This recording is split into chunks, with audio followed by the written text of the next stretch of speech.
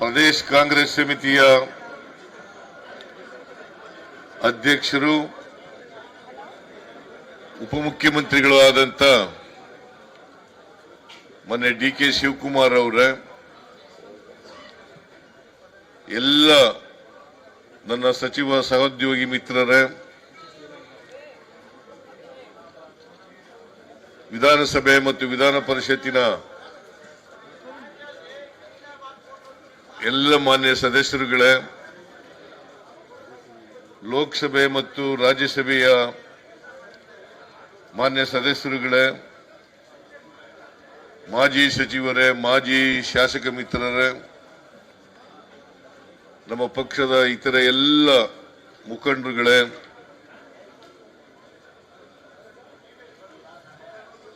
ಮಾಧ್ಯಮದ ಎಲ್ಲ ಸ್ನೇಹಿತರೆ, ಈಗಾಗಲೇ ನಮ್ಮ ಅಧ್ಯಕ್ಷರಾದಂತ ಡಿ.ಕೆ. ಶಿವಕುಮಾರ್ ಅವರು ನಿಮ್ಮೆಲ್ಲರಿಗೂ ಸ್ವಾಗತವನ್ನು ಮಾಡಿ ಕೆಲವು ವಿಚಾರಗಳನ್ನ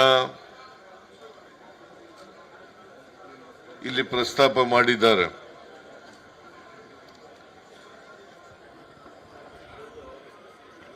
ನಾನು ಈ ಪ್ರತಿಭಟನೆಯ ಉದ್ದೇಶ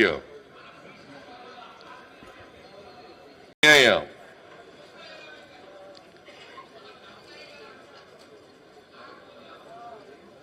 ಮತ್ತೆ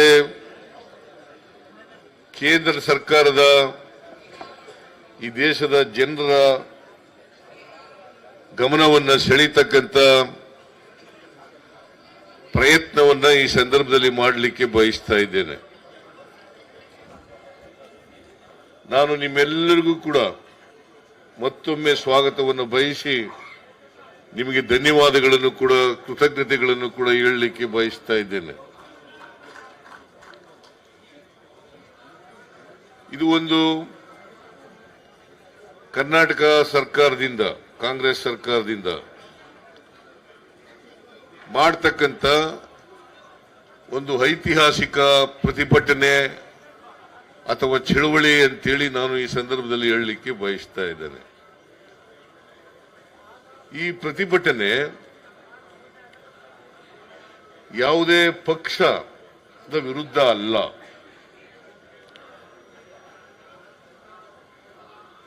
ಕಾಂಗ್ರೆಸ್ ಪಕ್ಷ, ಭಾರತೀಯ ಜನತಾ ಪಕ್ಷದ ವಿರುದ್ಧ ಮಾಡತಕ್ಕಂಥ ಚಳವಳಿ ಅಲ್ಲ ಇದು. I am making it very very clear. That is why I have written a letter to all the MPs of BJP and JDS to participate in this agitation.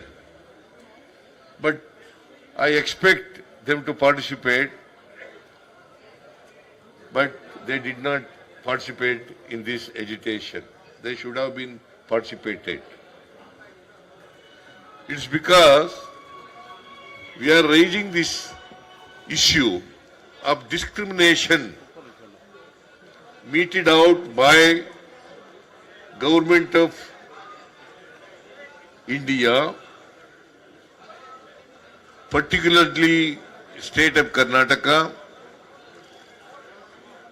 and also the states of southern states, southern India. ಇದಕ್ಕೋಸ್ಕರ ಈ ಚಳುವಳಿಯನ್ನು ನಾವು ಹಮ್ಮಿಕೊಂಡಿದ್ದೀವಿ. ಯಾರ ವಿರುದ್ಧನೂ ಅಲ್ಲ, ಯಾವ ಪಕ್ಷದ ವಿರುದ್ಧನೂ ಕೂಡ ಅಲ್ಲ. ಇದು ಕರ್ನಾಟಕ ರಾಜ್ಯಕ್ಕೆ ಆಗಿರ್ತಕ್ಕಂಥ ಅನ್ಯಾಯವನ್ನ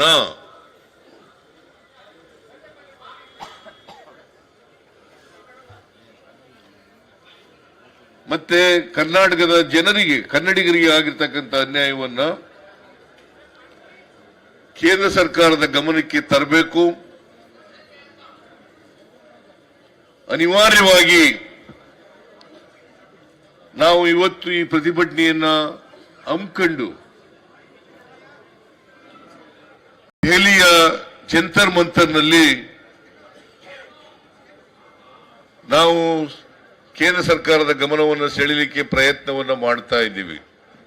ನಿಮಗೆಲ್ಲ ಗೊತ್ತಿದೆ, ಜಂತರ್ ಮಂತರ್ ಒಂದು ಐತಿಹಾಸಿಕವಾದಂಥ ಸ್ಥಳ. ಇಲ್ಲಿ ಅನೇಕ ಚಳುವಳಿಗಳನ್ನು ನಾವು ಮಾಡಿದ್ದೀವಿ. ಬೇರೆ ದೇಶದ ಜನರು ಕೂಡ ಚಳುವಳಿಗಳನ್ನು ಮಾಡಿದ್ದಾರೆ. ಅನೇಕ ಚಳುವಳಿಗಳಿಗೆ ಸಾಕ್ಷಿಯಾಗಿರ್ತಕ್ಕಂಥ ಪ್ರದೇಶ ಜಂತರ್ ಮಂತರ್. ಅಂತ ಜಾಗದಲ್ಲಿ ಇವತ್ತು ಕಾಂಗ್ರೆಸ್ ಸರ್ಕಾರ, ಕರ್ನಾಟಕದ ಕಾಂಗ್ರೆಸ್ ಸರ್ಕಾರ ಇವತ್ತು ಈ ಪ್ರತಿಭಟನೆಯನ್ನ ಮಾಡ್ತಾ ಇದ್ದೀವಿ.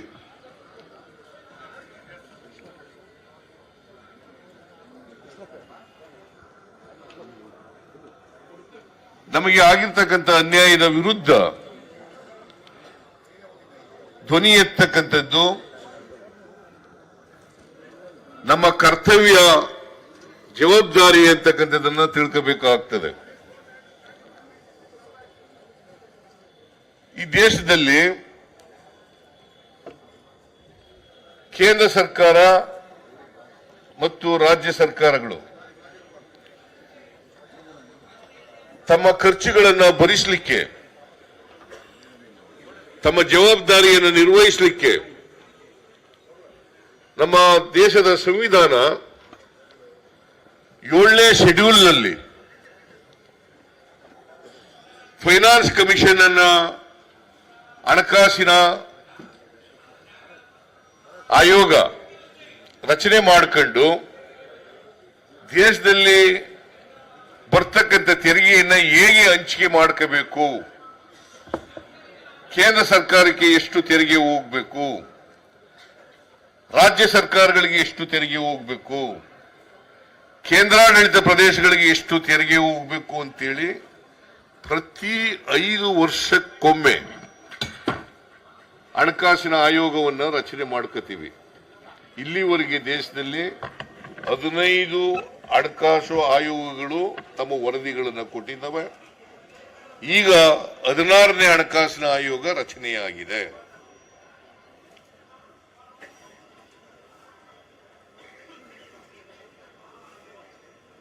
ಈ 15 ಹಣಕಾಸಿನ ಆಯೋಗಗಳು ಕೊಟ್ಟಿರ್ತಕ್ಕಂಥ ವರದಿ ಮೇಲೆ ತೆರಿಗೆಯನ್ನ ರಾಜ್ಯ ಸರ್ಕಾರಗಳಿಗೆ, ಕೇಂದ್ರ ಸರ್ಕಾರಕ್ಕೆ, ಕೇಂದ್ರಾಡಳಿತ ಪ್ರದೇಶಗಳಿಗೆ ಹಂಚಿಕೆ ಮಾಡ್ಕೋತೀವಿ.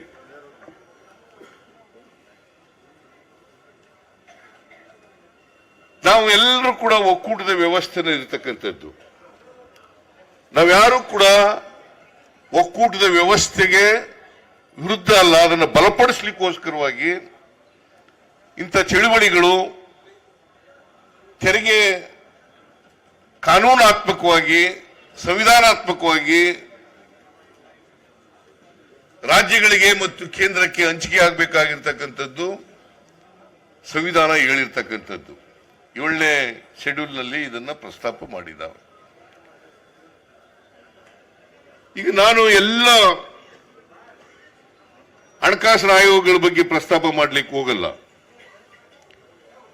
14ನೇ ಹಣಕಾಸಿನ ಆಯೋಗ 2015-16ರಿಂದ 2019-20 ಇತ್ತು. 5 ವರ್ಷಗಳ ಕಾಲ ಈ ವರದಿಯನ್ನ ಕೊಟ್ಟಿದ್ದಾರೆ. 2015-16ರಿಂದ 2019-20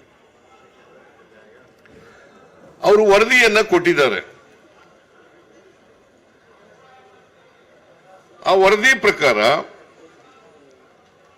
42% ರಾಜ್ಯಗಳಿಗೆ, ಇನ್ನು 58% ಕೇಂದ್ರಕ್ಕೆ ಅಂತ ವರದಿ ಕೊಟ್ಟಿದ್ದಾರೆ. ಆಮೇಲೆ 4.71 4.71% to Karnataka,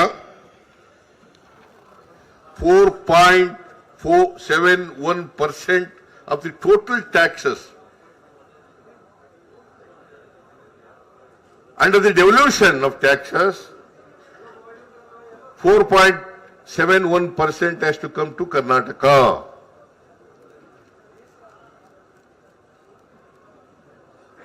ಈ 15ನೇ ಹಣಕಾಸಿನಲ್ಲಿ 42ರಿಂದ 41% ಇಳಿಸಿದ್ರು. 42ರಿಂದ 41% ಇಳಿಸಿದ್ರು. ಮತ್ತೆ ಕರ್ನಾಟಕಕ್ಕೆ ಕೊಡಬೇಕಾಗಿದ್ದಂತ ತೆರಿಗೆ ಪಾಲನ್ನ 4.71ರಿಂದ 3.64ಕ್ಕೆ ಇಳಿಸಿದ್ರು.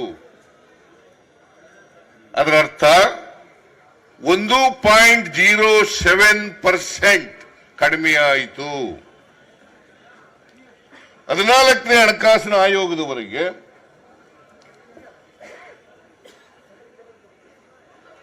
ಸಾವಿರದ 1971ನೇ ಜನಗಣತಿಯ ಆಧಾರದ ಮೇಲೆ ತೆರಿಗೆ ಹಂಚಿಕೆಯನ್ನ ಮಾಡ್ತಾ ಇದ್ರು. ಯಾಕಂತಂದ್ರೆ 1971ರಲ್ಲಿ ಜನ ನಿಯಂತ್ರಣ ಶುರುವಾಯಿತು. ಆದರೆ 15ನೇ ಹಣಕಾಸಿನಲ್ಲಿ 1971ನೇ ಜನಗಣತಿಯನ್ನ ಬಿಟ್ಟು 2011ನೇ ಜನಗಣತಿಯನ್ನ ಲೆಕ್ಕಕ್ಕೆ ತಗೊಂಡ್ರು. 7ನೇ ಶೆಡ್ಯೂಲ್ ನಲ್ಲಿ ಏನ್ ಹೇಳ್ತಾರೆ ಅಂತಂದ್ರೆ ಜನಸಂಖ್ಯೆ, ವಿಸ್ತೀರ್ಣ, ಕಾಡಿರ್ತಕ್ಕಂಥದ್ದು, ತಲೆ ಆದಾಯ, ಸಮುದಾಯಗಳ ಅಭಿವೃದ್ಧಿ, ಇವುಗಳನ್ನ ಮಾನದಂಡಗಳನ್ನಾಗಿ ಇಟ್ಕೊಂಡಿದ್ದಾರೆ. ತೆರಿಗೆ ಹಂಚಿಕೆ ಮಾಡಲಿಕ್ಕೆ ಈ ಮಾನದಂಡಗಳನ್ನ ಇಟ್ಕೊಂಡಿದ್ದಾರೆ. ಉತ್ತರ ಭಾರತದ ಅನೇಕ ರಾಜ್ಯಗಳು ಜನಸಂಖ್ಯೆ ನಿಯಂತ್ರಣವನ್ನ ಸರಿಯಾಗಿ ಮಾಡಲಿಲ್ಲ.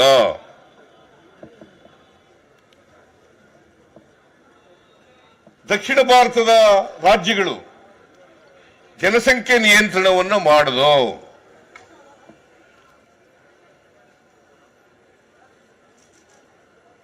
ಹಾಗಾಗಿ ಜನಸಂಖ್ಯೆ ಉತ್ತರ ಭಾರತದಲ್ಲಿ ಹೆಚ್ಚಾಯಿತು, ಜನಸಂಖ್ಯೆ ದಕ್ಷಿಣ ಭಾರತದಲ್ಲಿ ಕಡಿಮೆ ಆಯಿತು. ಜನಸಂಖ್ಯೆ ನಿಯಂತ್ರಣ ಮಾಡದದ್ದು ಈಗ ನಮಗೆ ಶಾಪ ಆಗಿದೆ. ನಾನು ಯಾರು ಕೂಡ ಬಡ ರಾಜ್ಯಗಳಿಗೆ ಹೆಚ್ಚು ತೆರಿಗೆ ಕೊಡಬೇಡಿ ಅಂತ ಹೇಳಕ್ ಹೋಗಲ್ಲ. ಯಾವುದು ಅಭಿವೃದ್ಧಿ ಆಗಿಲ್ಲ ರಾಜ್ಯಗಳಿಗೆ ಸ್ವಲ್ಪ ಹೆಚ್ಚು ತೆರಿಗೆ ಕೊಡ್ತಕ್ಕಂಥದ್ರ ಬಗ್ಗೆ ನಮ್ದೇನು ತಕರಾರಿಲ್ಲ, ಅದನ್ನ ವಿರೋಧ ಮಾಡಲ್ಲ. ಆದರೆ ಕೋಳಿ ಚಿನ್ನದ ಮೊಟ್ಟೆ ಇಡ್ತದೆ ಅಂತೇಳಿ ಕೋಳಿನೇ ಕುಯ್ದಾಕಬಾರದು ಅನ್ನೋದು ನಮ್ಮ ವಾದ. ಹಾಲು ಕರೀತದೆ ಅಂತ ಹೆಸರು, ಹಾಲು ಹೆಚ್ಚು ಕರೀತದೆ ಅಂತೇಳಿ ಹಸುನ್ ಕೆಚ್ಚಲೇ ಕುಯ್ಬೇಡಿ ಅಂತಕ್ಕಂಥದ್ದು ನಮ್ಮ ವಾದ.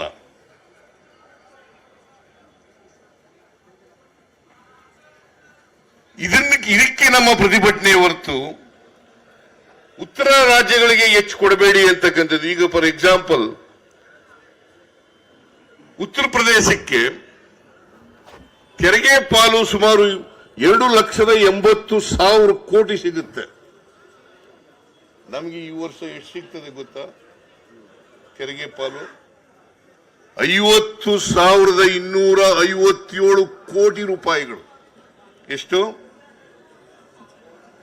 ಯುಪಿ ಉತ್ತರ ಪ್ರದೇಶಕ್ಕೆ 2,80,000 ಕೋಟಿ ಸಿಕ್ಕಿದ್ರೆ ಕರ್ನಾಟಕ ರಾಜ್ಯಕ್ಕೆ 50,257 ಕೋಟಿ. ಆದರೆ ಕರ್ನಾಟಕ ಇಡೀ ದೇಶದಲ್ಲಿ ತೆರಿಗೆ ಹೆಚ್ಚು ಮಾಡತಕ್ಕಂಥ ರಾಜ್ಯಗಳಲ್ಲಿ 2ನೇ ರಾಜ್ಯ.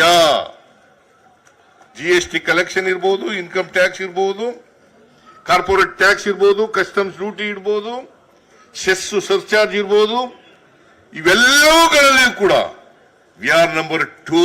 Karnataka is number 2 as far as the tax collection is concerned. Maharashtra number 1, Maharashtra state is number 1, Karnataka number 2. ಮತ್ತೆ ನಮಗೆ ಯಾಕೆ ಅನ್ಯಾಯ?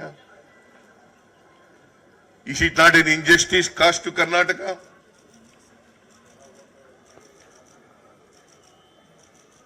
See, as a matter of fact, this year, Karnataka state is contributing more than 4,30,000 taxes to state to Union of India. ಎಷ್ಟು 4,30,000 crores. 4,30,000 crores ಕರ್ನಾಟಕದಿಂದ ಕೇಂದ್ರ ಸರ್ಕಾರಕ್ಕೆ ತೆರಿಗೆ ನಾವು ಸಲ್ಲಿಸ್ತಕ್ಕಂಥದ್ದು. ಅಂದ್ರೆ ₹1 ಅಲ್ಲ ₹100 ತೆರಿಗೆ ಕಲೆಕ್ಟ್ ಮಾಡಿದ್ರೆ ನಮಗೆ ಬರ್ತಕ್ಕಂಥದ್ದು 12 ರಿಂದ 13 ರೂಪಾಯಿ. Did you follow? ಗೊತ್ತಾಯ್ತೇನ್ರಿ? ₹100 ನಾವು ಕಲೆಕ್ಟ್ ಮಾಡಿದ್ರೆ ಕೇಂದ್ರ ಸರ್ಕಾರಕ್ಕೆ ಕೊಟ್ರೆ ₹100 ನಮಗೂ ವಾಪಸ್ ಬರೋದು ಎಷ್ಟಪ್ಪ ಅಂದ್ರೆ 12 ರಿಂದ 13 ರೂಪಾಯಿ. Is it not an injustice to people of Karnataka? Huh? Is it not an injustice? Cost to Karnataka? That is why we are agitating.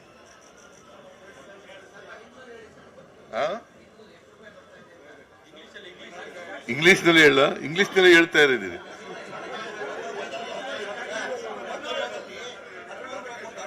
₹100 ತೆರಿಗೆ ಕಲೆಕ್ಟ್ ಮಾಡಿ ಕೇಂದ್ರಕ್ಕೆ ನಾವು ಕೊಟ್ರೆ ನಮಗೆ ವಾಪಸ್ ಬರ್ತಕ್ಕಂಥದ್ದು 12 ರಿಂದ 13 ರೂಪಾಯಿ.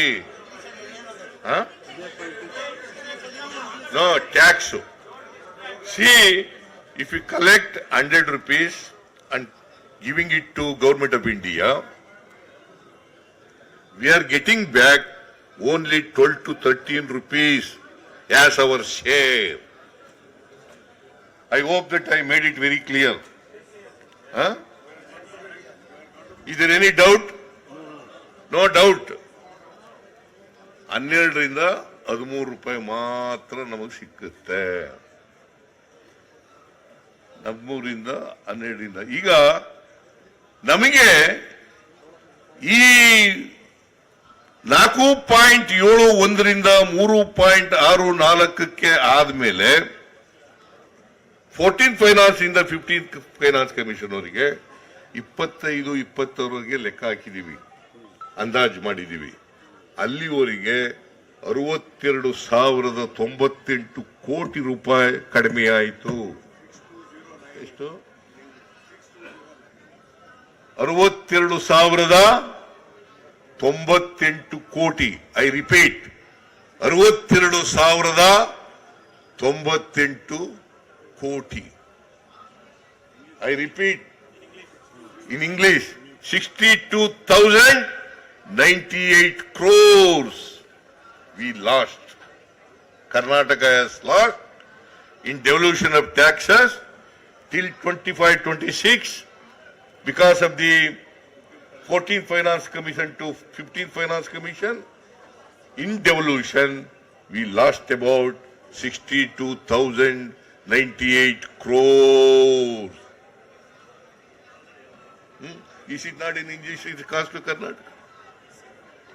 That is why we are agitating. That is why we are agitating.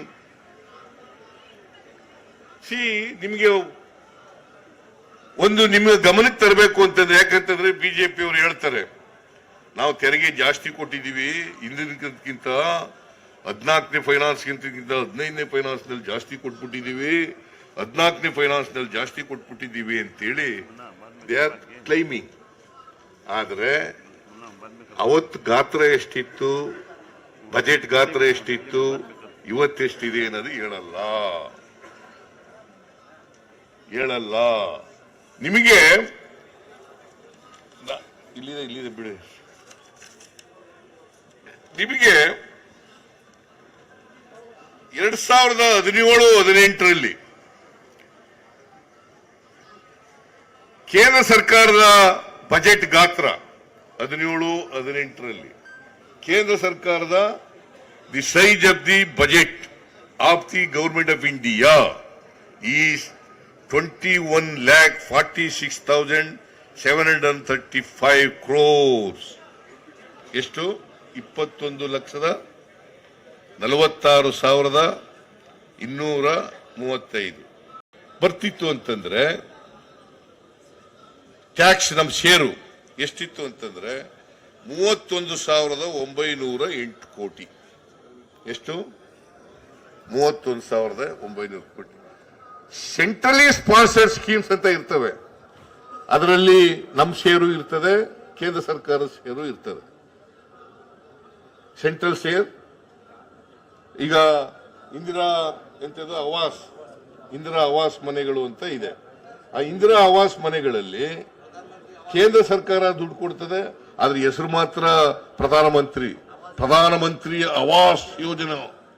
ಆದ್ರೆ ಕೊಡೋದು 1,20,000, ನಾವು 1,20,000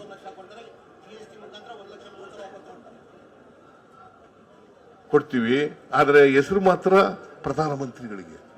ಈ ತರ ಸೆಂಟ್ರಲಿ ಸ್ಪಾನ್ಸರ್ಡ್ ಸ್ಕೀಮ್ಗಳಲ್ಲಿ ಅದು it is on share basis. Government share ಇರ್ತದೆ, ಗವರ್ಮೆಂಟ್ ಆಫ್ ಕರ್ನಾಟಕ ಶೇರ್ ಇರ್ತದೆ, ಗವರ್ಮೆಂಟ್ ಆಫ್ ಇಂಡಿಯಾ ಶೇರ್ ಇರ್ತದೆ. ಅದ್ರ ಮೂಲಕ ನಮಗೆ ಬರ್ತಕ್ಕಂಥ ಹಣ 16,082 ಕೋಟಿ. 17-18ರಲ್ಲಿ ನಾವು ಪಡ್ಕೊಂಡಂತ ಒಟ್ಟು ನಮ್ಮ ಕರ್ನಾಟಕ ಬಂದಂತ ದುಡ್ಡು 47,990 ಕೋಟಿ. ಯಾವ ವರ್ಷ ಇದು? 17-18ರಲ್ಲಿ. 18-19ರಲ್ಲಿ ಡೆವಲ್ಯೂಷನ್ ಮೂಲಕ 36,215 ಕೋಟಿ, ಗ್ರಾಂಟ್ಸ್ ಮೂಲಕ 14,942 ಕೋಟಿ, ಒಟ್ಟು 51,157 ಕೋಟಿ. 19-20ರಲ್ಲಿ 39,806 ಕೋಟಿ ಡೆವಲ್ಯೂಷನ್, ಗ್ರಾಂಟ್ಸು 15,008 ಕೋಟಿ, ಒಟ್ಟು 54,814 ಕೋಟಿ ಬಂದಿತ್ತು. ಯಾವಾಗ ಇದು? 19-20ರಲ್ಲಿ ಬಜೆಟ್ ಗಾತ್ರ 27,86,349 ಕೋಟಿ. ಸೊ ನಾನು ಯಾಕೆ ಹೇಳ್ತಾ ಇದ್ದೀನಿ ಅಂತಂದ್ರೆ, ಅವತ್ತು ಬಜೆಟ್ ಗಾತ್ರ ಕಡಿಮೆ ಇತ್ತು. ಕಡಿಮೆ ಇದ್ರೂ ಕೂಡ 18-19ರಲ್ಲಿ 51,000 ಕೋಟಿ ಬಂದದೆ ನಮಗೆ. ಎಷ್ಟು ಬಂದದೆ? 51,000 ಕೋಟಿ. ಬಜೆಟ್ ಗಾತ್ರ ಎಷ್ಟಿತ್ತು ಅಂದ್ರೆ 24,42,000 ಕೋಟಿ. 23-24ರಲ್ಲಿ ಎಷ್ಟು ಬಜೆಟ್ ಗಾತ್ರ? 45 ಲಕ್ಷ ಕೋಟಿ. 45 ಲಕ್ಷ ಕೋಟಿ 18-19ರಲ್ಲಿ ಇದ್ದಕ್ಕಿಂತ ಹೆಚ್ಚು ಕಡಿಮೆ ಡಬಲ್ ಆಯ್ತು. ನಮಗೆ ಟ್ಯಾಕ್ಸ್ ಡಬಲ್ ಬರಬೇಕಲ್ಲ. ಗಾತ್ರ ಬದಿಯಾದ್ಮೇಲೆ ಪ್ರಪೋರ್ಷನೇಟ್ ಆಗಿ ನಮಗೆ ಜಾಸ್ತಿ ಬರಬೇಕಲ್ಲ. ಬಂದಿಲ್ಲ. 23-24ರಲ್ಲಿ ನಾವು ಬಂದದ್ದು 50,257 ಕೋಟಿ, 18-19ಗಿಂತ ಕಡಿಮೆ. Is it not an injustice to Karnataka? Is it not an injustice to people of Karnataka? Huh? Should we not protest? Should we not agitate? So this is the position. So GST ಬಂತು. ನಾವು ಹೇಳಿದ್ವು GST ಇಂದ ಅವೈಜ್ಞಾನಿಕ ಆಗಿದೆ, ಇದು ಬೇಡ, ಈಗ ಮಾಡಬೇಡಿ, ವೈಜ್ಞಾನಿಕವಾಗಿ ಮಾಡಿ. GST ನಾವು ವಿರೋಧ ಮಾಡಲ್ಲ, ಆದ್ರೆ GST ಮಾಡುವಾಗ ಏನ್ ಹೇಳಿದ್ರು ಕೇಂದ್ರ ಸರ್ಕಾರದವರು? ನಿಮ್ಗೆ ಎಷ್ಟು ನಷ್ಟ ಆಯ್ತದ ಅದೆಲ್ಲ ಬರೆಸ್ಕೊಡ್ತೀವ್ರಿ ಅಂತ ಹೇಳಿದ್ರು. GST ಕೌನ್ಸಿಲ್ ನಲ್ಲಿ ನಿಮ್ಗೆ ಎಷ್ಟು ನಷ್ಟ ಆಯ್ತದೆ ಅಷ್ಟೆಲ್ಲ ಬರೆಸ್ಕೊಡ್ತೀವಿ. ನಮ್ಮ ಕೃಷ್ಣ ಬೈರೇಗೌಡ ಹೋಗ್ತಾನೆ GST ಕೌನ್ಸಿಲ್, ಎಲ್ಲನೂ ಬರೆಸ್ಕೊಟ್ಬಿಡ್ತೀವಿ ಅಂತ ಹೇಳಿದ್ರು. ನಮಗೆ ಅವತ್ತು 15% ಟ್ಯಾಕ್ಸ್ ಗ್ರೋತ್ ಇತ್ತು. Tax growth 15%. ಅದು ನ್ಯಾಷನಲ್ ಅವರೇಜ್ 14%ಗೆ ಅಂತ ಹೇಳಿದ್ರು. 14% ಕೊಡ್ತೀವಿ ನಿಮ್ಗೆ ಅಂತ ಹೇಳಿದ್ರು, ನಾವು ಒಪ್ಕೊಂಡು.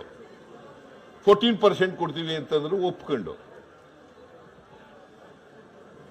5 ವರ್ಷ ಕೊಟ್ಟರು. 2022 ಜೂನ್ಗೆ ನಿಲ್ಲಿಸ್ಬಿಟ್ರು. ಜೂನ್ 2022ನೇ ಇಸ್ವಿಗೆ ಕಾಂಪನ್ಸೇಷನ್ ಕೊಡೋದು ನಿಲ್ಲಿಸ್ಬಿಟ್ರು. ಈಗ 22-23 22, 23, 24 ಎರಡೇ ವರ್ಷದಲ್ಲಿ ಆ ಕಾಂಪನ್ಸೇಷನ್ ಕೊಡ್ತಿದ್ರಲ್ಲ, ತೆರಿಗೆ ನಮಗೆ ನಷ್ಟ ಆಯ್ತಲ್ಲ, ಅದರಿಂದ ಮೋರ್ ದೆನ್ 59,000 crores ನಷ್ಟ ಆಯ್ತು. ಎಷ್ಟು ನಷ್ಟ ಆಯ್ತು? 59,000 ಕೋಟಿಗೂ ಹೆಚ್ಚು ಜಾಸ್ತಿ. Is it not an injustice? Is it not an injustice? So this is an injustice. 59,000 ಕೋಟಿ.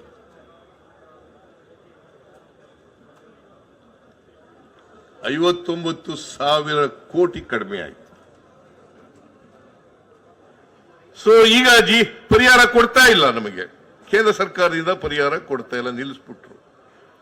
15% ಇದ್ದದ್ದು ಈಗ ಟ್ಯಾಕ್ಸ್ ಗ್ರೋತ್ ನಮಗೆ GST ಆದ್ಮೇಲೆ 9% ಬಂದ್ಬಿಟ್ಟಿದೆ. ಟ್ಯಾಕ್ಸ್ ಗ್ರೋತ್ 9%, GST ಆದ್ಮೇಲೆ 9 ಗ್ರೋತ್ ಆಗಿದೆ. ನಮಗೆ GST ಇಂದ ನಷ್ಟ ಆಗಿದೆಯೇ ಹೊರತು ಅವರೇನು ರಾಜ್ಯಗಳಿಗೆ ತೆರಿಗೆ ಜಾಸ್ತಿ ಬರ್ತದೆ ಅಂತ ಹೇಳಿದ್ರು, ಅದು ಸುಳ್ಳಾಯಿತು. ರಾಜ್ಯಗಳಿಗೆ ಜಾಸ್ತಿ ಬರ್ತದೆ ಅಂತ ಹೇಳಿದ್ರಲ್ಲ ಕೇಂದ್ರ ಸರ್ಕಾರ, ಅದು ಸುಳ್ಳಾಯಿತು. ನಮಗೆ ನಷ್ಟ ಆಯಿತು.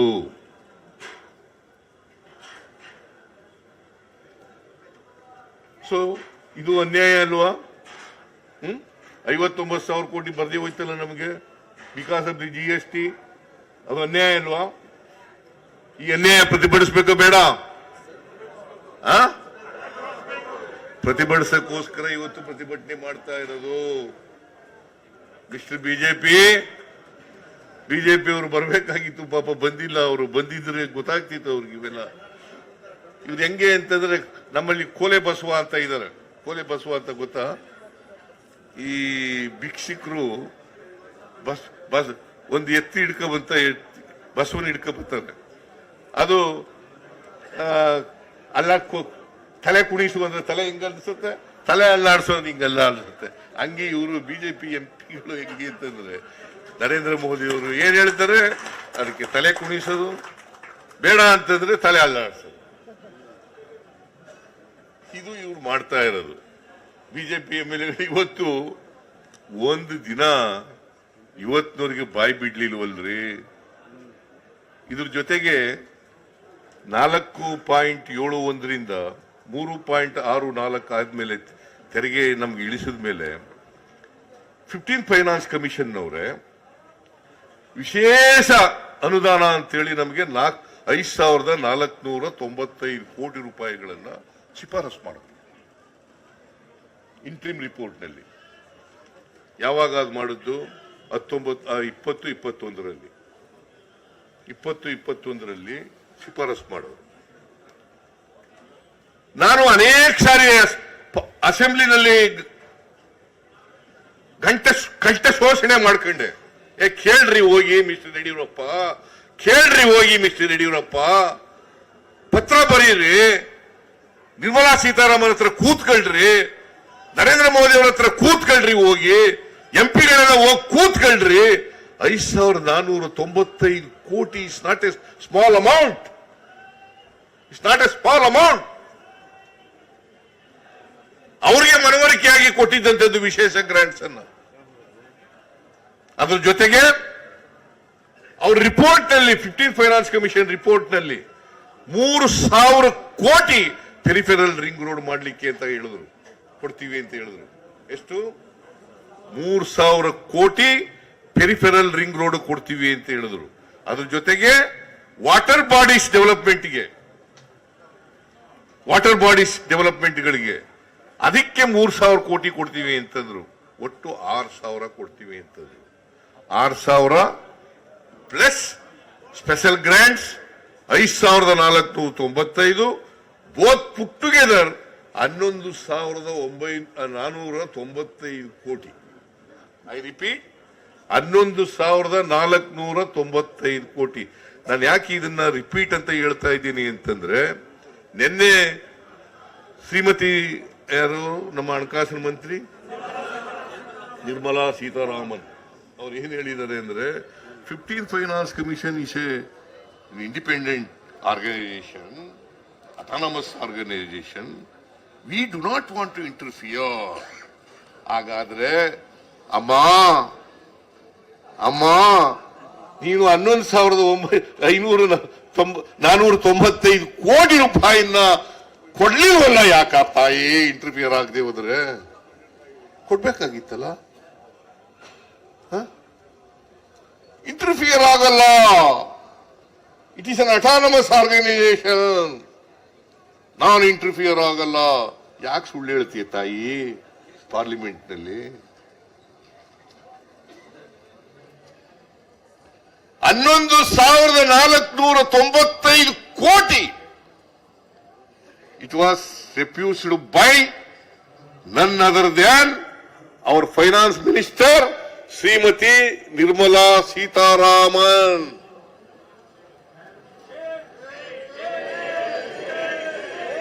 ಇಲ್ಲಿ ಪಾರ್ಲಿಮೆಂಟ್ ನಲ್ಲಿ ಹೇಳೋದು, I do not want to interfere since it is an autonomous body. I do not want to interfere with the report of the Finance Commission since it is an autonomous body. Why? क्यों झूठ बोलता है madam?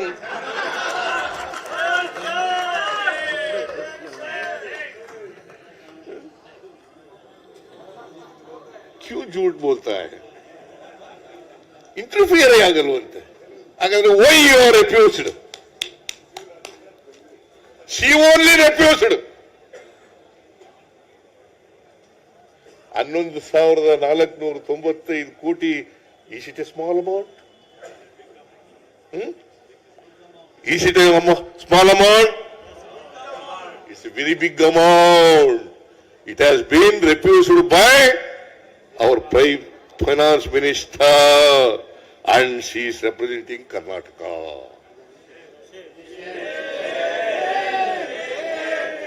She is representing Karnataka. Which state she is representing?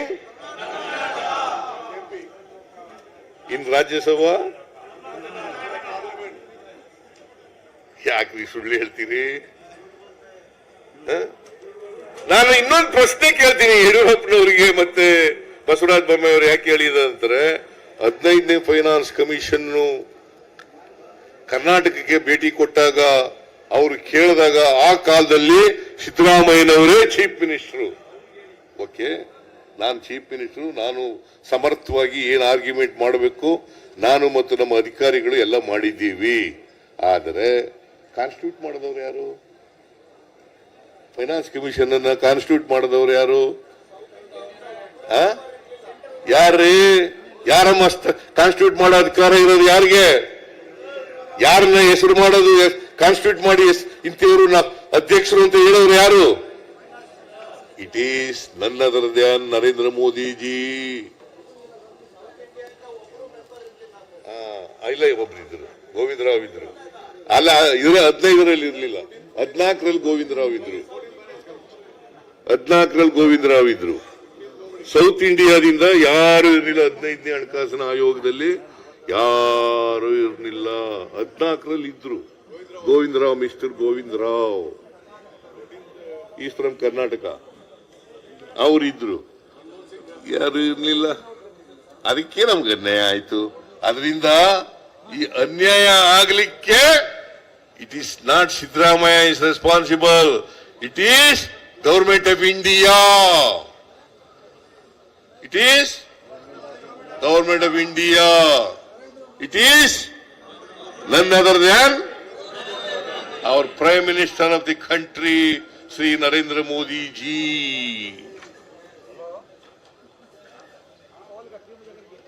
ಅಲ್ವಾ? ಸತ್ಯ ಗೊತ್ತಾಗಬೇಕಲ್ಲ. ನೀವೆಷ್ಟೇ ಅಸತ್ಯವನ್ನ ಹೇಳಿದ್ರೂ ಕೂಡ ಸತ್ಯವನ್ನ ಮುಚ್ಚಾಕ್ಲಿಕ್ಕೆ ಸಾಧ್ಯ ಇಲ್ಲ. ಮಿಸ್ಟರ್ ಯಡಿಯೂರಪ್ಪ, ಮಿಸ್ಟರ್ ಬಸವರಾಜ ಬೊಮ್ಮಾಯಿ, ಸಾಧ್ಯನಾ? But these are all facts. And ನಾನು ಎಲ್ಲ ಕೋಟ್ ಮಾಡ್ತಾ ಇರ್ತಕ್ಕಂಥ facts figures it is from their documents only. ಅವ್ರು ಬಜೆಟ್ ಮಂಡಿಸಿದಾರಲ್ಲ ಆ ಬಜೆಟ್ ಡಾಕ್ಯುಮೆಂಟ್ಗಳ ಮೂಲಕನೇ ನಾನು ಹೇಳ್ತಾ ಇರೋದು. Nobody can dispute it, nobody can deny it. ಇವರು ರಾಜಕೀಯಕ್ಕೋಸ್ಕರ ಸುಳ್ಳು ಹೇಳ್ತಾ ಇದ್ದೀರಾ, ಜನರ ತಪ್ಪುದಾರಿಗೆ ಎಳಿತಾ ಇದ್ದೀರಾ. ನೀವು ಕರ್ನಾಟಕದ ಜನರಿಗೆ ದ್ರೋಹ ಮಾಡ್ತಾ ಇದ್ದೀರಿ ಅಂತಕ್ಕಂಥ ಮಾತುಗಳನ್ನು ಹೇಳಬೇಕಾಗ್ತದೆ.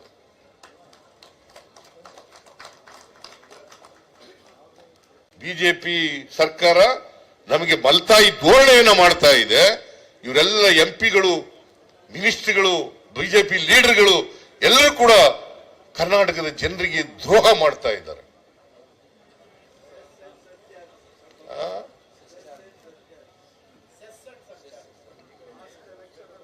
This is an hard truth. These are all based on facts. No, anybody can verify the documents of the government. Nam document beda. You please verify the documents of government of Karnataka, government of India. Budgetary documents, budget documents. You please verify.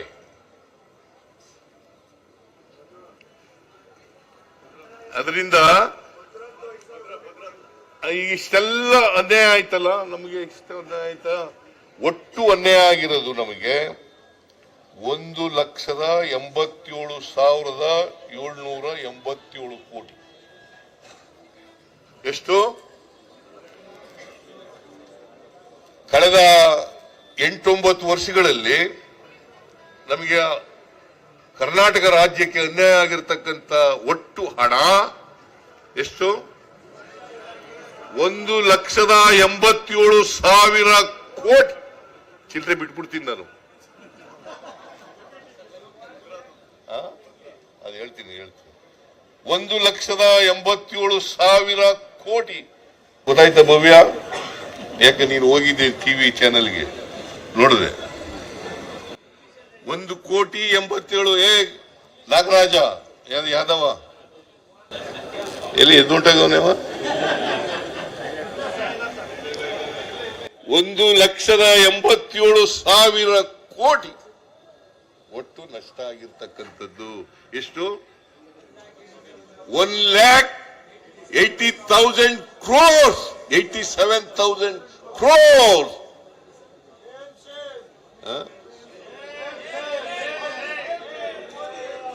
In such a big way, injustice has been caused to Karnataka. Can we keep quiet? Should we not agitate? Should we not protect the interest of Karnataka? Should we not protect the interest of Kannadigas? Is it not our duty? That is why you are doing. ಗೊತ್ತಾಯ್ತೇನ್ರಪ್ಪ? ಆಮೇಲೆ ಬರಗಾಲ ಬಂತು. ಕರ್ನಾಟಕದಲ್ಲಿ ಬರಗಾಲ ಇದೆ. 236 ತಾಲೂಕುಗಳಲ್ಲಿ 223 ತಾಲೂಕುಗಳನ್ನ ಬರಗಾಲ ಅಂತ ಘೋಷಣೆ ಮಾಡಿದ್ರು. 220. ಅದರಲ್ಲಿ ಸಿವಿಯರ್ ಡ್ರಾಟ್ ಇರ್ತಕ್ಕಂಥದ್ದು 196 ತಾಲೂಕು. 236 ತಾಲೂಕುಗಳಲ್ಲಿ ಸಿವಿಯರ್ ಡ್ರಾಟ್ ಇರ್ತಕ್ಕಂಥದ್ದು 196 ತಾಲೂಕು. 223 ತಾಲೂಕುಗಳನ್ನ ಬರಗಾಲ ಅಂತ ಘೋಷಣೆ ಮಾಡಿದ್ವಿ. ಇದು ನಾವು ಮೆಮೊರಾಂಡಮ್ ಕೊಟ್ಟದ್ದು ಸೆಪ್ಟೆಂಬರ್ ತಿಂಗಳಲ್ಲಿ. ಸುಮಾರು 5 ತಿಂಗಳಾಯ್ತಾ ಬಂತಲ್ವಾ? ಕೇಂದ್ರ ಸರ್ಕಾರದಿಂದ ಸೆಂಟ್ರಲ್ ಟೀಮ್ ಬಂತು. ಅವರೆಲ್ಲ ಇನ್ಸ್ಪೆಕ್ಷನ್ ಮಾಡಿದ್ರು, ರಿಪೋರ್ಟ್ ಕೊಟ್ಟರು ಕೇಂದ್ರ ಸರ್ಕಾರಕ್ಕೆ. ನಮ್ಮ ಮಂತ್ರಿಗಳು ಕೃಷ್ಣ ಬೈರೇಗೌಡ, ಚಲುವರಾಯಸ್ವಾಮಿ, ಆಮೇಲೆ ನಮ್ಮ ಯಾರು ಪ್ರಿಯಾ ಕೃಷ್ಣ, ಅಲ್ಲ ಎಂತದು ಪ್ರಿಯಾಂಕ್ ಖರ್ಗೆ, ಇವರೆಲ್ಲ ಹೋದ್ರು. ಪಾಪ ಇವ್ರಿಗೆ ಅವ್ರನ್ನ ಮೀಟ್ ಮಾಡೋಕ್ಕೂ ಅವಕಾಶ ಕೊಡ್ಲಿಲ್ಲ. ಕೊನೆಗೆ ಹೇಗೋ ಕಷ್ಟಪಟ್ಟು ಕೃಷ್ಣ ಬೈರೇಗೌಡ, ಪ್ರಿಯಾಂಕ್ ಖರ್ಗೆ ಅಗ್ರಿಕಲ್ಚರ್ ಮಿನಿಸ್ಟರ್ನ ಭೇಟಿ ಮಾಡಿದ್ರು.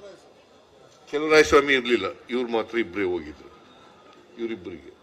ಆಮೇಲೆ ನಾನೇ ಡಿಸೆಂಬರ್ 20ನೇ ತಾರೀಕು ನಾನು ಕೃಷ್ಣ ಬೈರೇಗೌಡ ಪ್ರೈಮ್ ಮಿನಿಸ್ಟರ್ ಹತ್ರ ಅಪಾಯಿಂಟ್ಮೆಂಟ್ ತಗೊಂಡು ಅಮಿತ್ ಶಾ ಅವ್ರ ಹತ್ರ ಅಪಾಯಿಂಟ್ಮೆಂಟ್ ತಗೊಂಡು ಭೇಟಿ ಮಾಡಿದ. ಡಿಸೆಂಬರ್ 20ನೇ ತಾರೀಕು I, along with Mr. Krishna Bairegowda, who is a minister in charge of revenue,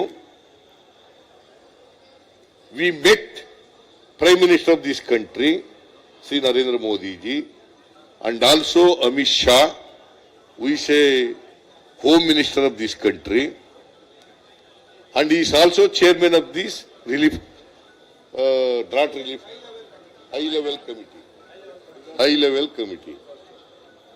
ಅವ್ರು ಏನ್ ಹೇಳಿದ್ರು, ನರೇಂದ್ರ ಮೋದಿ ಅವರು ಹೇಳಿದ್ರು, ನಾನು ಹೇಳ್ತೀನಿ ಎಲ್ಲ ಇವ್ರಿಗೆ ಅಮಿತ್ ಶಾ ಅವ್ರಿಗೆ ಹೇಳ್ತೀವಿ ಅಂತಂದ್ರು.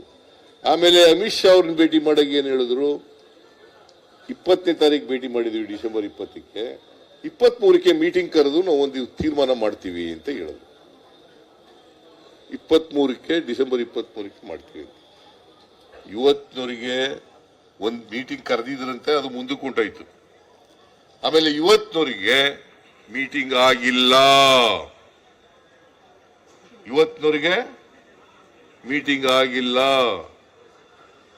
ಮೀಟಿಂಗ್ ಆಗದೇ ಇರೋದ್ರಿಂದ ನಮಗೆ NDRF ನಿಂದ ₹1 ಬಂದಿಲ್ಲ. Is it not an injustice?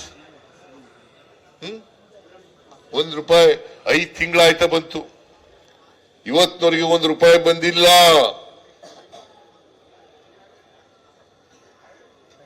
ಕೊಡ್ರಿ ನಾವು ಮಾತೆತ್ತಿದ್ರೆ ಸಿದ್ದರಾಮಯ್ಯನವರ ಸರ್ಕಾರ ರೈತರಿಗೆ ಏನು ಪರಿಹಾರ ಕೊಡ್ಲಿಲ್ಲ. ನಾವು ಕುಡಿಯ ನೀರಿಗೆ, ಮೇವಿಗೆ, ಉದ್ಯೋಗ ಕೊಡ್ಲಿಕ್ಕೆ ಇವತ್ತವರೆಗೆ ತೊಂದರೆ ಆಗಿಲ್ಲ.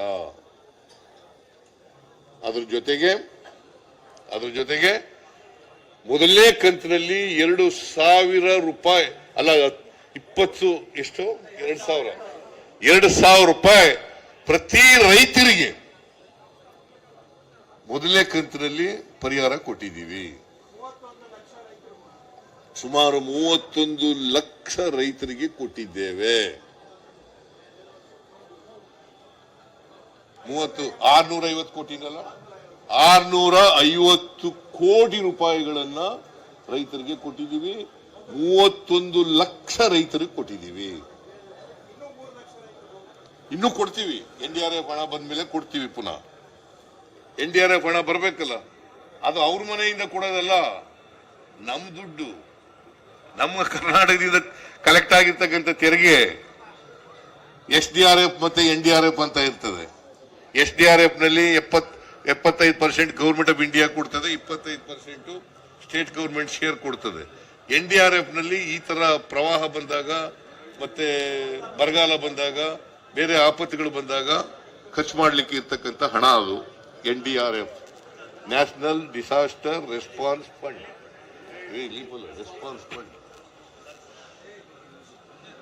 National disaster response fund, NDRF. SDRF, state disaster response fund.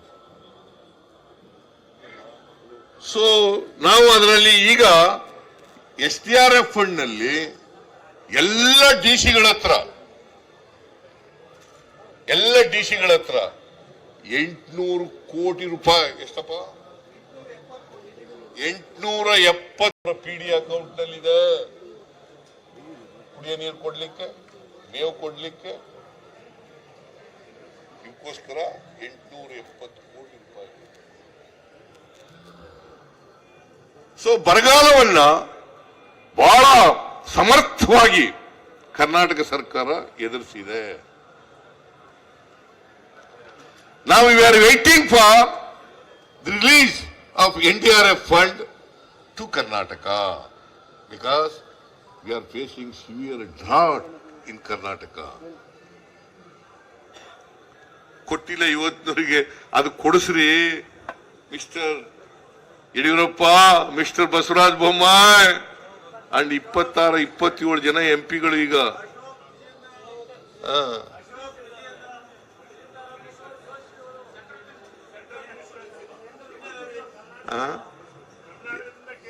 ಅವ್ರು ಯಾರು ಹೆಸರು ಯಾಕೆ ಹೇಳಿ ಅವ್ರು ದೊಡ್ಡವ್ರನ್ನ ಮಾಡೋದು ಬಿಡಪ್ಪ. ಕೊಟ್ಟಿಲ್ಲ ಇವತ್ತಿನವ್ರಿಗೆ ₹1 ಕೊಟ್ಟಿಲ್ಲ. ಇದು ಹೇಳ್ಬೇಕಾ ಬೇಡ? Should they not raise their hands, raise their voice? ನಿಮ್ಗೆ ಜನ ಓಟ್ ಕೊಟ್ಟಿರೋದು ಕಳಿಸಿರೋದು ಯಾಕೆ ಮತ್ತೆ? ತಲೆ ಕುಣಿಸಕ ಹಿಂಗೆ, ತಲೆ ಅಲ್ಲಾಡ್ಸಕ ಹಿಂಗೆ?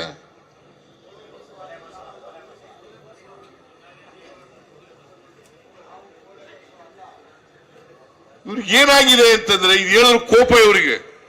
ನರೇಂದ್ರ ಮೋದಿ ಹತ್ರ ನಿಂತ್ಕೊಂಡು ಮಾತಾಡಕ್ಕೆ ಬಾಯಿ ಇಲ್ಲ ಇವ್ರ ಹತ್ರ. ಪಾರ್ಲಿಮೆಂಟ್ ನಲ್ಲಿ ಬಾಯಿ ಬಿಡಕ್ಕೆ ಬಾಯಿ ಇಲ್ಲ ಇವರು. This is the position. ಇವರು ಅವರು ಹೇಳಿದ್ರು ಅಂತ ಹೇಳಿ ಪ್ರತಿಭಟನೆ ಮಾಡಕ್ ಶುರು ಮಾಡಿದ್ದಾರೆ. ಇವತ್ತು ನಾವು ಪ್ರತಿಭಟನೆ ಮಾಡ್ತಾ ಇದೀವಲ್ಲ, ನಾವು ಮಾಡಕ್ ಆದ್ಮೇಲೆ ಅದಕ್ಕೆ ಕೌಂಟರ್ ಪ್ರತಿಭಟನೆ ಮಾಡೋದು. But the people of Karnataka could understand the design of BJP people. ಅವರ ಕುತಂತ್ರ, ಅವರ ಜನವಿರೋಧಿ ನೀತಿ, ಅವರ ದ್ರೋಹ ಕರ್ನಾಟಕದ ಜನ ಅರ್ಥ ಮಾಡ್ಕೊಳ್ತಕ್ಕಂಥ ಶಕ್ತಿ ಇದೆ. ಇದು ಒಂದಾಯ್ತಾ? ಇನ್ನೊಂದು, ಈ ಮಹದಾಯಿ ಯೋಜನೆ, ಅಪ್ಪರ್ ಭದ್ರಾ ಯೋಜನೆ ಇದೆಯಲ್ಲ, ಅಪ್ಪರ್ ಭದ್ರಾ ಯೋಜನೆ, ನೀರಾವರಿ ಯೋಜನೆ. ಈ ನೀರಾವರಿ ಯೋಜನೆಗೆ ನಾವು ಹೇಳಿದ್ದಲ್ಲ, ನಿರ್ಮಲಾ ಸೀತಾರಾಮನ್ ಅವರೇ 23-24 ಬಜೆಟ್ ನಲ್ಲಿ, ಅವರು ಬಜೆಟ್ ನಲ್ಲಿ ಹೇಳಿದ್ದಾರೆ ಕರ್ನಾಟಕಕ್ಕೆ. ಇವರು ಡಿ.ಕೆ. ಶಿವಕುಮಾರ್ ಓದಿ ಹೇಳಿದ್ರು ಅವ್ರ ಬಜೆಟ್ ಸ್ಪೀಚ್ ಓದಿ ಹೇಳಿದ್ರು. ನಾನು ಹೇಳಿದ್ದಲ್ಲ ಇದು, ಅವರೇ ಹೇಳಿದ್ದು. 5,300 ಕೋಟಿ ರೂಪಾಯಿ ಕರ್ನಾಟಕಕ್ಕೆ ಕೊಡುತ್ತೇವೆ, ಅಪ್ಪರ್ ಭದ್ರಾ ಯೋಜನೆಗೆ 5,300 ಕೋಟಿ ರೂಪಾಯಿ ಕೊಡುತ್ತೇವೆ ಅಂತ ನಿರ್ಮಲಾ ಸೀತಾರಾಮನ್ ಅವರು ಬಜೆಟ್ ಸ್ಪೀಚ್ ನಲ್ಲಿ ಹೇಳಿರೋದು. ಎಲ್ಲೋ ಆಶ್ವಾಸನೆ ಕೊಟ್ಟಿರೋದಲ್ಲ, ಬಜೆಟ್ ಸ್ಪೀಚ್ ನಲ್ಲಿ ಹೇಳಿರೋದು. ಬಸವರಾಜ ಬೊಮ್ಮಾಯಿ ಅವರು 23-24 ಬಜೆಟ್ ಮಂಡಿಸುವಾಗ 5,300 ಕೋಟಿ ಅಪ್ಪರ್ ಭದ್ರಾ ಯೋಜನೆಗೆ ಕೊಡ್ತೇವೆ, ಜೊತೆಗೆ ಅಪ್ಪರ್ ಭದ್ರಾ ಯೋಜನೆಯನ್ನ ರಾಷ್ಟ್ರೀಯ ಯೋಜನೆ ಅಂತೇಳಿ ಘೋಷಣೆ ಮಾಡ್ತೇವೆ.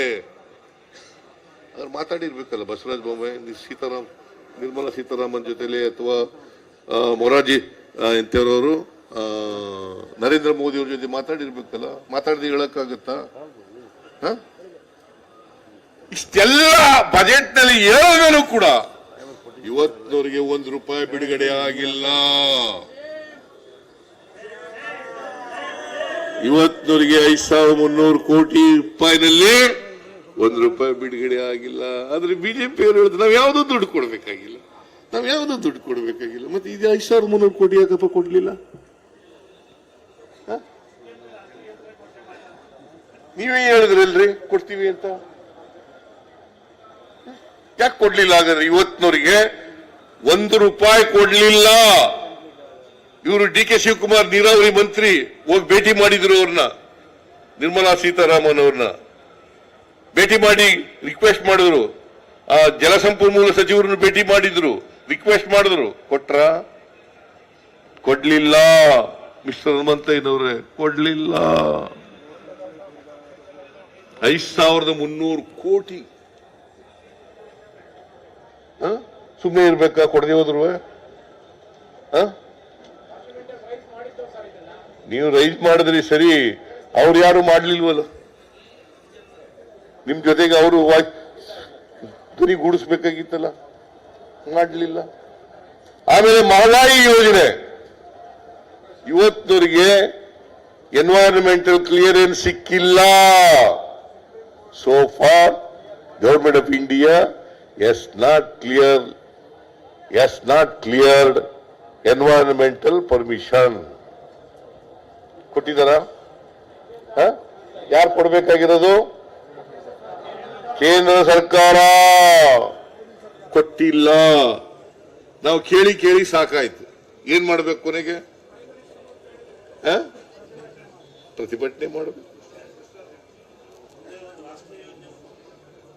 ರಾಷ್ಟ್ರೀಯ ಯೋಜನೆ ಮಾಡ್ತೀವಿ ಅಂತಂದ್ರು, ಮಾಡಲಿಲ್ಲ. ಆಮೇಲೆ ಅಪ್ಪರ್ ಕೃಷ್ಣಕ್ಕೆ 2010 2010 ಡಿಸೆಂಬರ್ ಅವಾರ್ಡ್ ಆಯ್ತು. ಇವತ್ತವರಿಗೆ ಗೆಜೆಟ್ ನೋಟಿಫಿಕೇಶನ್ ಮಾಡಲಿಲ್ಲ. ಪಾಪ ಉತ್ತರ ಕರ್ನಾಟಕದ ಜನ ಎಲ್ಲರೂ ಕೂಡ ಶುರು ಮಾಡಿ ಬೇಗ ಮುಗಿಸಿ ಅಂತ ಹೇಳ್ತಾರೆ. ಎಲ್ಲಿ ಮಾಡೋದು? ಇಲ್ಲಿ ಕೇಂದ್ರ ಸರ್ಕಾರ ಗೆಜೆಟ್ ನೋಟಿಫಿಕೇಶನ್ ಮಾಡಿಲ್ವಲ್ಲ. ಮಾದಾಯಿಗೆ ಗೆಜೆಟ್ ನೋಟಿಫಿಕೇಶನ್ ಮಾಡಿದ್ರು, ಅದು ಎನ್ವೈರನ್ಮೆಂಟಲ್ ಕ್ಲಿಯರೆನ್ಸ್ ಕೊಡ್ಲಿಲ್ಲ. ಮೇಕೆದಾಟು ನಾವು ಪಾದಯಾತ್ರೆ ಎಲ್ಲ ಮಾಡಿದೆವು, ಕೊಡ್ರಿ. ಇದನ್ನ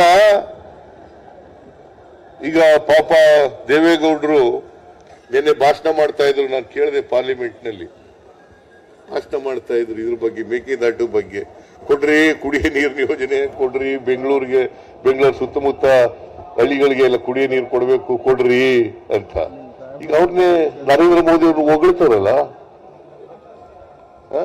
ಕೊಡಿಸ್ಲಿ ಪಾಪ, ಕೊಡಿಸ್ಲಿ. ಬರೀ ಭಾಷಣ ಮಾಡ್ಬಿಟ್ಟು ಅವ್ರು ಏನ್ ಹೇಳಿದ್ರು ಗೊತ್ತಾ? ಪ್ರಧಾನಮಂತ್ರಿಗಳನ್ನು ಭೇಟಿ ಮಾಡಿದ್ದೆ, ಪ್ರಧಾನಮಂತ್ರಿಗಳು ನನಗೆ ತೋರಿಸಿದಂತ ಪ್ರೀತಿ ವಿಶ್ವಾಸ ಯಾವ ಪ್ರೈಮ್ ಮಿನಿಸ್ಟರ್ ತೋರಿಸಿರ್ಲಿಲ್ಲ. ಯಾರು ಹೇಳಿದ್ದು ಇದನ್ನ? Mister HD Deve Gowda, former prime minister of this country.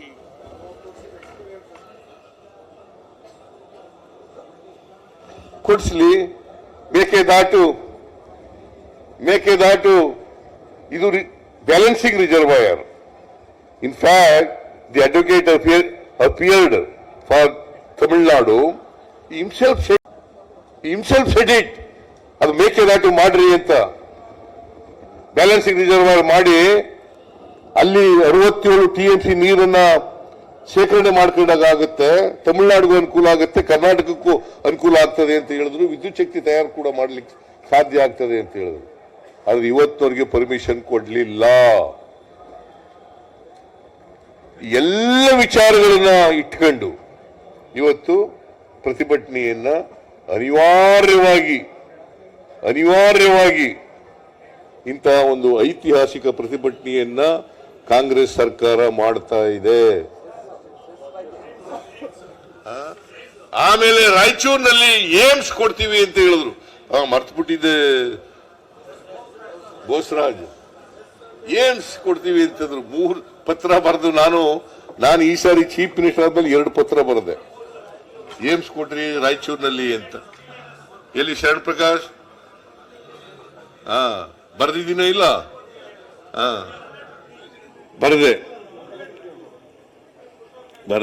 ಬರೀಲಿಲ್ಲ. ಅನೇಕ ಲೆಟರ್ಗಳು ಬರೆದೆ ನಾನು.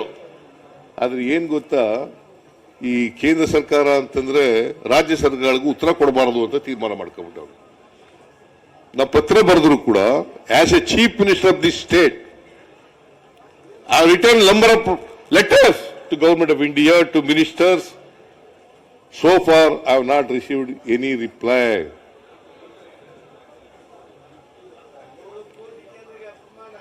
ಅದು ಸ್ಟೆಪ್ ಮದರ್ಲಿ ಆಟಿಟ್ಯೂಡ್ ಇಲ್ವಾ?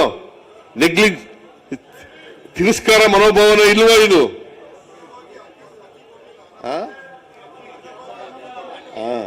ಅನ್ನಭಾಗ್ಯ. ಇಲ್ಲೇ ನಮ್ಮ ಮುನಿಯಪ್ಪನವರು ಇದ್ದಾರೆ, KH ಮುನಿಯಪ್ಪನವರು. ನಾವು 10 kg ಆಹಾರ ಧಾನ್ಯಗಳನ್ನು ಕೊಡ್ತೀವಿ ಅಂತ ಹೇಳ್ಬಿಟ್ಟಿದ್ದವು. ಅಕ್ಕಿನೇ ಕೊಡ್ತೀವಿ ಅಂತ ಹೇಳಿಲ್ಲ, ಆಹಾರ ಧಾನ್ಯಗಳು ಕೊಡ್ತೀವಿ ಅಂತ ಹೇಳಿದ್ರು. 5 kg ಕೊಡ್ತಾ ಇದ್ದಾರೆ. ಇನ್ನು 5 kg ನಾವು ಎಕ್ಸ್ಟ್ರಾ ಕೊಡ್ತೀವಿ. ಯಾಕಂತಂದ್ರೆ ಕರ್ನಾಟಕದಲ್ಲಿರ್ತಕ್ಕಂಥ ಬಡವರು, ಎಲ್ಲ ಜಾತಿ ಬಡವರು, ಇಂಥ ಜಾತಿ ಬಡವರಲ್ಲ, ಇಂಥ ಧರ್ಮದವರು, ಇಂಥ ಜಾತಿಯವರು ಅಂತಲ್ಲ, ಎಲ್ಲ ಜಾತಿ ಬಡವರೇ ಒಂದು ಕ್ಲಾಸ್. ಅವರು 2 ಹೊತ್ತು ಊಟ ಮಾಡಲೇಬೇಕು, ಹೊಟ್ಟೆ ತುಂಬ ಊಟ ಮಾಡಲೇಬೇಕು ಅಂತೇಳಿ ನಾವು 5 kg ಎಕ್ಸ್ಟ್ರಾ ಕೊಡ್ತೀವಿ ಅಂತ ಹೇಳಿದ್ದು. ಕೊಡ್ಬೇಕ ಬೇಡ? ಕೇಂದ್ರ ಸರ್ಕಾರ ಅಕ್ಕಿ ಇಟ್ಕೊಂಡು ಕೊಡ್ಲಿಲ್ಲ ನಮಗೆ. ಇವರು ಹೋಗಿ ಭೇಟಿ ಮಾಡಿದ್ರು KH ಮುನಿಯಪ್ಪನವರು. ದುಡ್ಡು ಕೊಡ್ತೀವ್ರಿ, ಫ್ರೀಯಾಗಿ ಕೊಡ್ಬೇಡ್ರಿ, 1 ಕೆಜಿಗೆ 34 ರೂಪಾಯಿ ಕೊಡ್ತೀವಿ, ಕೊಡ್ರಿ ನಮ್ಗೆ ಅಕ್ಕಿನ ಅಂತಂದ್ರೆ ಕೊಡ್ಲಿಲ್ಲ. ರಾಜಕೀಯ ಮಾಡ್ಬಿಟ್ರು, ಅದರಲ್ಲಿ ರಾಜಕೀಯ ಮಾಡ್ಬಿಟ್ರು. ಆದ್ರೂ ನಾವು ಸುಮ್ಮನಾಗ್ಲಿಲ್ಲ.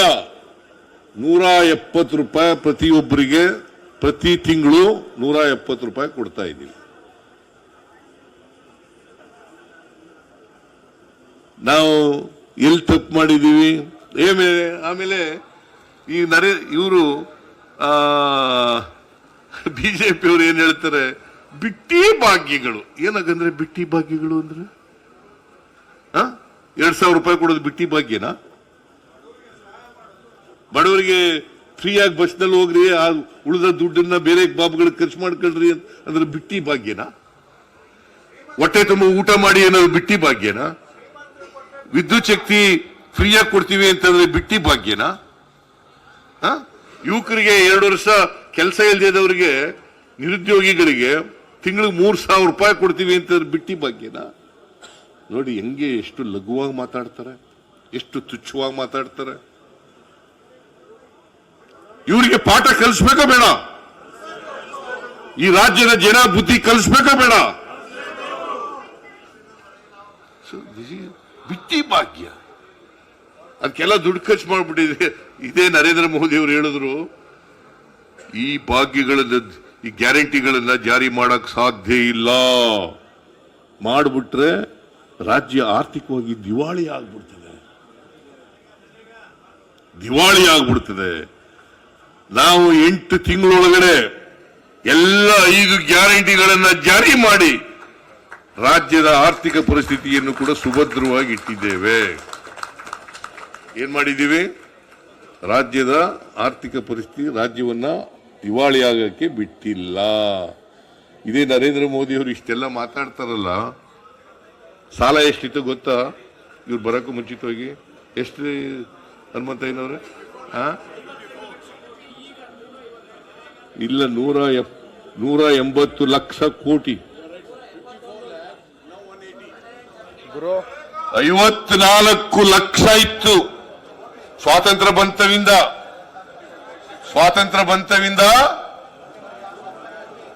ಎಷ್ಟು ಲಕ್ಷ ಇತ್ತು? 54 ಲಕ್ಷ. ಟುಡೇ ನಿಮ್ಮ ನಿರ್ಮಲಾ ಸೀತಾರಾಮನ್ ಬಜೆಟ್ ಘೋಷಣೆ ಮಾಡಿರೋದು ಈ ವರ್ಷದ ಕೊನೆಗೆ 180 ಲಕ್ಷ ಕೋಟಿ. 180 ಲಕ್ಷ ಕೋಟಿ ಅಂತಂದ್ರೆ ಇವ್ರು ಬಂದ ಮೇಲೆ 10 ವರ್ಷದಲ್ಲಿ ಎಷ್ಟು ಸಾಲ ಮಾಡಿದ್ರು? 54 ಮೈನಸ್ 180 ಎಷ್ಟಾಯ್ತು? 126. ಎಷ್ಟು? ಸುಮಾರು 130 ಲಕ್ಷ ಕೋಟಿ ಸಾಲವನ್ನ ಮಿಸ್ಟರ್ ನರೇಂದ್ರ ಮೋದಿ ಮಾಡಿದ್ದಾರೆ. ದಿವಾಳಿಯಾಗಿರೋದು ಕರ್ನಾಟಕನ?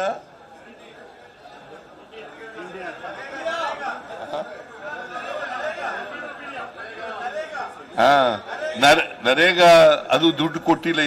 ಏನಪ್ಪಾ, ಇಲ್ಲ ಪ್ರಿಯಾಂಕಾ ಬಂದಿಲ್ವಾ? ಪ್ರಿಯಾಂಕ್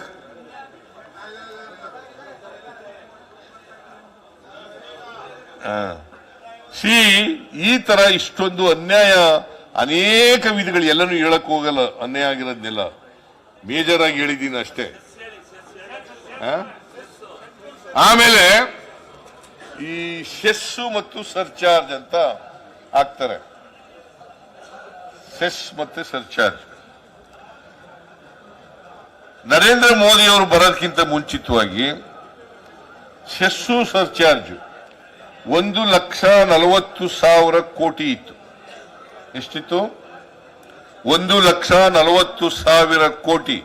23-24ಕ್ಕೆ ಸೆಸ್ಸು ಸರ್ಚಾರ್ಜು 5,52,000 ಕೋಟಿ. 5,52,000. It was in 2014 and 15, 1,40,000 crores. Today, this year, it is 5,52,000 crores. ಎಷ್ಟು ಬರಬೇಕು? ಅಲ್ಲ ಇದು ನರೇಗಾ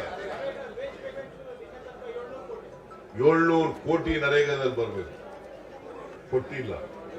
ಆಮೇಲೆ 150 ದಿನ ಮಾಡಿ ಅಂತ ಹೇಳಿದ್ದು ಬರಗಾಲದಲ್ಲಿ ರಿಕ್ವೆಸ್ಟ್ ಮಾಡೋದು. 5 ತಿಂಗಳಾಯ್ತು, ಇವತ್ತಿನವರೆಗೆ 150. It's a mandatory on the part of the government of India. ಇವತ್ತಿನವರೆಗೆ ಕೊಡ್ಲಿಲ್ಲ.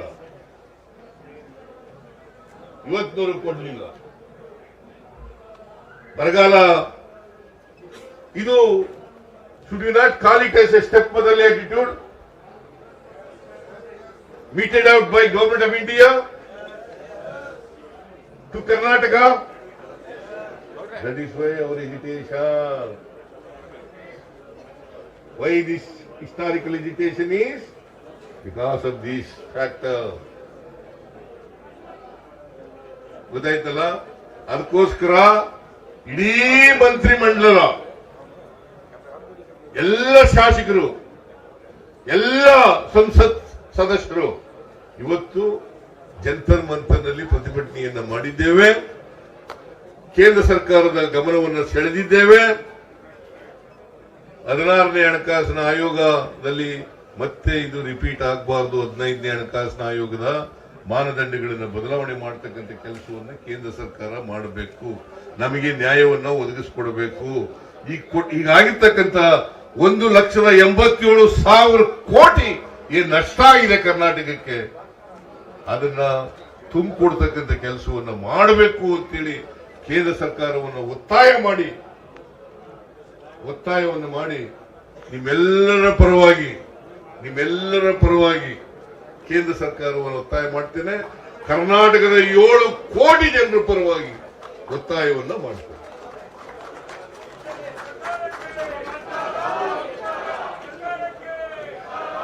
I hope that I have clarified myself on all aspects. ಆಗಿಲ್ಲ. ಅದರಿಂದ ನಿಮ್ಮೆಲ್ಲರಿಗೂ ಕೂತ್ಕೊಳ್ರಿ, ಎಲ್ಲ ಕೂರ್ರಿ ಪ್ಲೀಸ್. ರವಿಶಂಕರ್ ಕೂತ್ಕೋ. ಅದರಿಂದ ನಿಮ್ಮೆಲ್ಲರಿಗೂ ಬೆಂಗಳೂರಿನಿಂದ ಇಲ್ಲಿ ಬಂದು ಈ ಧರಣಾದಲ್ಲಿ ಭಾಗಿಯಾದದಕ್ಕೆ ನಿಮ್ಮೆಲ್ಲರಿಗೂ ನಾನು ಸರ್ಕಾರದ ಪರವಾಗಿ, ಕರ್ನಾಟಕದ ಜನತೆಯ ಪರವಾಗಿ ಕೃತಜ್ಞತೆಗಳನ್ನು ಸಲ್ಲಿಸಲಿಕ್ಕೆ ಬಯಸ್ತಾ ಇದ್ದೇನೆ. Thank you all.